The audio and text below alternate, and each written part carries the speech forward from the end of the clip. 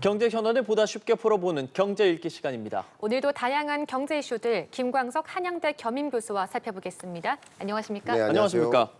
자, 6월 27일 대출 규제가 있었습니다. 그리고 네. 집값이 어떻게 됐는가 많은 분들이 궁금하실 텐데 관련된 사례를 보니까 거래량은 절반 수준으로 떨어졌는데 실거래가는 상승했다. 어떻게 해석해야 됩니까, 이거? 일단 뭐 서울시의 아파트 가격에 불이 났었던 거죠. 불을 끄기 위해서 6.27 대책을 마련한 겁니다. 불을 끄기 위해 6.27 대책이라는 극단적인 대책을 마련했음에도 불구하고 불이 완전히 꺼졌다기보다는 잔불이 남아있는 것이다. 이렇게 해석해 볼 수 있겠고 그 잔불의 모습이 마치 관망세처럼 나타나고 있다. 많은 분들이 이 부동산 시장을 그동안 들여다보시면서 또 50대, 60대의 경우 정말 오랜 시간 지켜보시면서 서울시 집값은 계속 상승만 했는데 결과적으로 상승해 왔는데 6.27 대책을 마련했다고 정말 잡힐 것인가? 아니면 6.27 대책 이후에도 다시 상승할 것인가? 이것을 지켜보기 위해서 거래량이 줄은 겁니다. 거래량이 반토막 난 것이고 거래를 안 할 뿐이지 거래되고 있는 아파트의 경우 아직도 상승세가 이어지고 있다. 상승률이 떨어졌을 뿐이지 상승하고 있는 현상은 여전히 남아있다. 이렇게 의견 드리겠습니다. 아직 그 값을 잡진 못한 것 같은데 그런데 서울의 고가 아파트 중에서도 오래된 노후 아파트의 가격이 올랐다고 하는데 이건 무슨 이야기죠? 네, 10억 초과하는 아파트, 그 10억 초과하는 아파트 중에 특히 30년 넘은 노후 아파트, 이 경우 신축보다 2배 가까이 올랐습니다. 2배 가까이 오른 것은 말 그대로 재건축에 대한 기대감인 거죠. 그러니까 그동안 30여 년 전부터 아파트 건축량이 많아졌는데 이게 노후 아파트 같은 경우 대략 30년 연령이 지난 경우 이제 노후 아파트도 많아질 것이다라고 생각해 보면 노후 아파트의 재건축을 통해서 공급량을 늘리지 않겠느냐.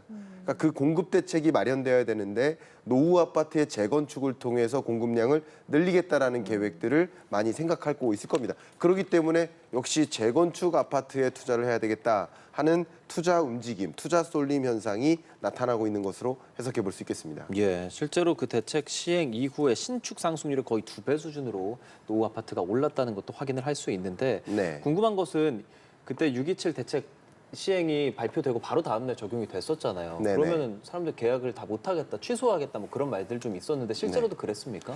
자, 6.27 대책을 마련하고서 예. 그 유예 기간을 상정하지 않았습니다. 6월 27일 그 당일부터 즉시 적용하는 방식입니다. 거의 그랬죠. 근데 6.27 대책은 엄밀히 얘기하면 부동산 시장에 영향을 미치는 정책일 뿐 가계대출 대책이거든요. 금융대책인 거예요. 가계 대출을 제한함으로써 부동산 시장에 영향을 미치겠다라는 것이니까 예, 6억으로, 굳이 따지면 이것은 금융대책인 겁니다. 가계부채를 제한하는데 일단 이주택자, 다주택자의 경우에는 가계부채를 아예 받지 않도록 대출에 의존하지 못하도록 조치를 한 것이고 두 번째, 1가구 1주택의 기준에 적용되는 그 해당 실거주 대책 대상의 경우에도 6억이라는 대출 규모에서 제한이 있습니다. 그러니까 당연히 6억가량 혹은 5억, 6억 정도 대출에 의존해서 집을 사려고 했었던 그 대출자들 혹은 잠재적 부동산 매수자들은 당연히 매수할 수가 없게 된 거죠. 그러니까요. 한 가지는 실거래가 어려워지는 경우가 생겼고 두 번째는 이것이 주택 가격에 대대적인 조정이 있는 게 아닐까 하는 생각을 가져오니까 당연히 좀 지켜보다가 거래하더라도 나중에 거래하는 게 맞지 않을까 하는 이런 여러 가지 생각들 심리에도 영향을 미쳤기 때문에 실제 거래에도 영향을 미쳤겠지만 심리적으로도 영향을 미쳤기 때문에 상당 부분의 거래량이 감소한 것으로 해석해 볼 수 있겠습니다. 그게 이제 8%포인트, 물론 그렇습니다. 10억 초과인 경우에 그런 건데 이 정도면 어느 정도라고 보세요? 8%포인트 정도는 예상 가능했던 수준입니까? 사실 6.27 대책 자체가 예상하지 못했던 대책이기 때문에 그리고 이 6.27 대책과 같은 제가 굉장히 격화된 수준의 좀 어쩌면 가계대출 대책으로서 지금까지로서는 보기 어려웠었던 좀 극단적인 대책이었기 때문에 그만큼 그것이 시장에 미치는 영향, 계약 취소 건수가 8%포인트에 달한다. 여러분 한번 생각해 보세요. 부동산을 계약한다라고 하면 계약금을 내죠. 그럼 계약금을 내는데도 불구하고 계약 취소가 이루어진다. 그 정도면 상당히 이 정도 대출에 의존하지 못하면 나는 이 집을 매수할 수 없는 실거주자도 있는 것이고 또 투자자들 같은 경우도 이거 주택가격 조정되는 거 아니야? 그러면 계약금을 소위 날리는 한이 있어도 그 앞으로 추가적으로 아파트 가격이 떨어질 것을 감내할 수는 없겠다 하는 이런 여러 가지 생각에 계약 취소 건수가 정말 역대급으로 늘은 것이다 이렇게 의견 드리겠습니다. 지금 6.27 대책 이후에 보름 만에 그러니까 5억 원 이하의 주택 거래는 늘고 10억 원 이상의 주택 거래는 급감을 한 거거든요. 네. 이런 현상을 보자라고 하면 앞으로 주택 가격 거래는 어떻게 좀 이어질까요? 네, 상대적으로 예. 대출에 많이 의존해서 집을 거래하려는 그런 품목의 경우, 아파트 대상의 경우에는 거래할 수가 없게 되는 거죠. 예. 근데 또 상대적으로 주로 노도강 지역이라고 볼 수 있는데 이런 지역의 경우에는 그래도 대출에 많이 의존하지 않아도 집을 매수할 수 있는 경우 그럼 실거주자들은 그런 경우는 이 대출 제약이 제도의 제약이 아닌 거. 그 규제가 나한테 적용되는 사례는 아닌 거예요. 그렇기 때문에 5억 미만의 경우 대출 의존도가 상대적으로 낮기 때문에 6억 원 대출 규모의 제약이 걸리지 않기 때문에 거래할 수 있는 것이고 6억 대출 규모를 제한을 했기 때문에 6억 혹은 6억 이상의 대출을 의존해야만 이 거래를 할 수 있겠다라고 생각될 만한 고가 아파트는 계약이 많이 취소된 것이라고 해석해 볼 수 있겠습니다. 근데 노도강 지역도 보니까 계약 취소 사례가 오히려 강남보다도 더 많던데 그거는 그럼 어떻게 해석하나요? 자, 여러 가지 시장에 미치는 영향들이 있을 텐데 아까 말씀드린 대로 실제 거래를 제약하는 제약 효과도 있지만 두 번째는 부동산 시장에 대한 심리, 이 투자자들이나 실거주자들의 심리에도 영향을 미치겠죠. 예. 그러면 많은 분들이 노도강 지역은 계속 떨어졌는데 강남 지역을 중심으로 3대 지역을 중심으로 집값이 상승했는데 그러면 노도강 지역은 아직 상승세로 전환되지도 않았는데 여기서 또 추가적으로 하락하는 거 아닐까 하는 우려감인 거죠. 내가 지금 집을 샀는데 지금 사자마자 계속 집값이 떨어지면 나는 잘못된 선택일 수 있겠어 하는 이런 여러 가지 생각, 실수요 억제나 심리를 억제하는 효과가 이 노도강 지역의 주택에 나타난 것이라고 해석해 볼 수 있겠습니다. 예, 지금 6.27 대출 규제가 시행이 되고 있는데 그럼에도 이 한계를 보자면 또 다른 방안이 필요하다라는 이야기가 나오고 있잖아요. 네. 그러니까 예를 들면 공급 대책, 아까도 말씀해 주신 것처럼 뭐 재건축 이야기도 해주셨는데 네. 어떤 점이 좀 더 보완돼야 된다고 보시나요? 자, 의견을 드리면 이 부분 굉장히 조심스럽습니다만 예. 그러니까 모든 부동산 시장에 나타나는 이 가격에 미치는 영향은 두 가지로 구분할 수 있습니다. 하나가 수요, 그리고 하나가 공급이에요. 지금 말씀하셨던 대출 억제라는 이 제도는 수요 억제책인 거예요. 예. 근데 수요가 억제가 되는 줄 알았더니 만약에 억제가 아직도 안 돼요.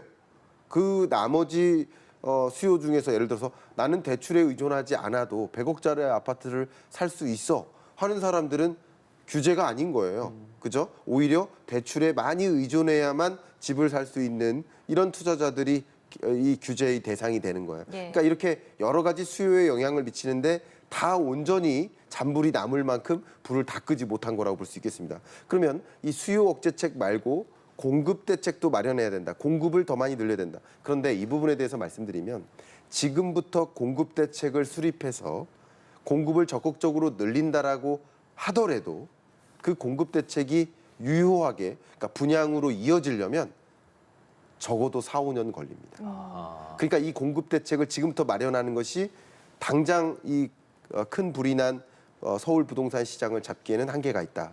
다만 또 부동산 시장 우리 서울시를 한번 보세요. 저도 지금 이 서울에 있는 스튜디오에 있는데 예. 서울에 추가적으로 아파트를 공급할 만한 지역이 과연 눈에 띄세요? 많지 그러니까 네. 추가적으로 주택 공급을 할 만한 그 대안이 재건축인 거예요. 근데 방금 말씀드렸던 것처럼 재건축은 더 많은 투자 열풍이 그렇죠. 불잖아요. 예. 그러니까 공급을 통해서 수요 공급을 조절해서 공급을 늘리면 가격이 조정될 거로 생각하지만 오히려 많은 투자자들이 재건축에 더 많은 투자를 하려고 몰리고 있는 거잖아요. 그러니까 공급 대책은 좀 한계가 있다. 시간이 더 많다면 더 길게 말씀드리겠지만 공급 대책 외에 예. 나머지 대책을 또 마련해야 됩니다. 그런 것들 이제 시간이 있다면 더 충분히 말씀드리도록 하겠습니다. 그러면 이거는 어떻게 봐야 됩니까? 그 서울 집값에 대한 이야기를 우리 계속 하고 있는 네. 거죠. 실제 청약 통장, 물론 요즘은 청약 통장의 인기가 좀 시들한다라는 보도도 많은데 맞습니다. 청약 통장 사용의 세계 중에 하나는 서울 지역에서 한다. 그렇습니다. 이 역시도 그 격차를 좀 보여주는 거지 않겠습니까? 그렇습니다. 그러니까 소위 지금의 부동산 시장은 전국에서 이 방송을 보고 계시겠지만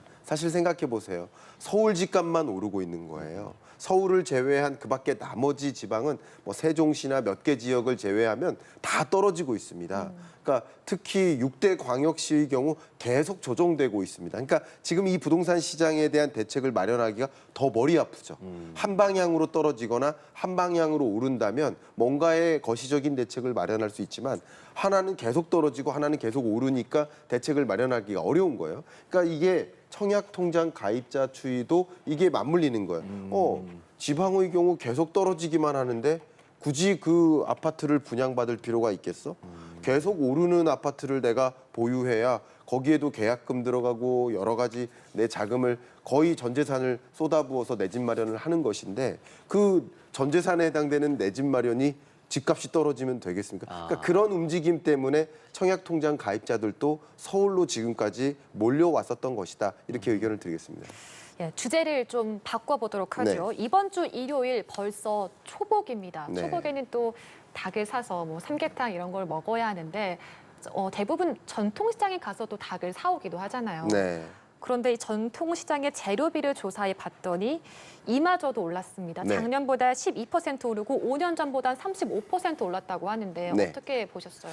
네, 작년에 비해서 이 소위 여러분들이 구매하시는 전통시장에서 삼계탕 끓일 거리들 있죠. 예. 그 소재들 이게 12%나 올랐다. 이거는 사실 우리나라 물가 상승률이 지금 현재 2% 정도 되는데요.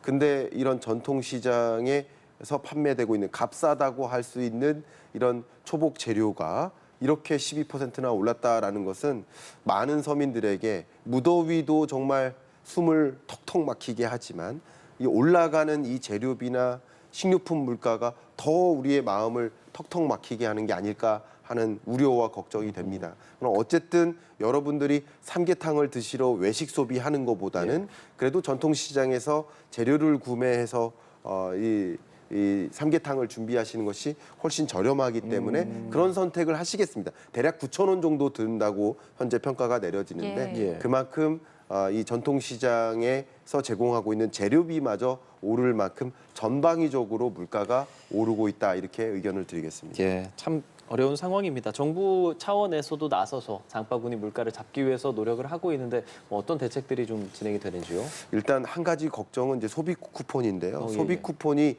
전통시장에 이 재료를 소비하는데 쓰일 것인가? 그밖에 농축산물 최대 30%, 40% 정도 할인할 수 있도록 하는 정부의 대책들, 3주간 대책들도 마련하고 있는데 또 이렇게 진행될 경우 많은 분들이 외식 소비를 또 줄이고 그렇지 않아도 자영업자 100만의 폐업이 이루어지고 있는 이 시대에 더 자영업자들은 또 어려워지지 않을까. 그러니까 네. 정말 여러 가지 식당은 또 어려워지고 그렇다고 재료를 구매할 수 있도록 하는 이 여러 가지 지금 고충이 섞여 있는데 어쨌든 지금 이루어지고 있는 이 여름 한철 예. 폭염과 각종 재료비와 전기료 걱정 이것으로부터 좀 자유로워질 수 있도록 각종 할인 혜택이라든가 식료품 바우처, 에너지 바우처 이런 정책들을 적극적으로 마련하고 있으니까 여러분들 해당되시는 가정이라고 한다면 그런 보완책들을 적극적으로 활용하시기를 좀 추천 의견 드리겠습니다. 짧게 여쭤보긴 좀 어렵긴 하지만 그런 것들이 사실 이제 당장에 잠깐 도움이 될 수는 있지만 근본적인 대책은 없을 수밖에 없는 거잖아요. 그건 네. 어떻게 좀 생각하세요, 전문가로서? 일단 당장에 예. 이렇게 무더위 속에서 전기료 걱정, 또 이 무더위 속에서 몸을 보호하기 위한 식료품 걱정, 이 걱정보다도 이 비용 걱정이 더 많이 드니까 단기간에 내려야 될 대책들도 충분히 필요하다고 생각합니다. 소비 쿠폰이라든가 할인 혜택이라든가 이런 지원들도 필요하다고 보여지고 또 중장기적으로도 이 서민들이 식료품 상승세에 대한 걱정 자체를 막기 위한 구조적으로 물가를 안정화하기 위한 노력들 이런 것들도 동시에 마련될 필요가 있겠다라고 의견을 드리고 싶습니다. 알겠습니다. 경제 이슈들 경제 읽기 김광석 한양대 겸임교수와 함께했습니다. 고맙습니다. 감사합니다.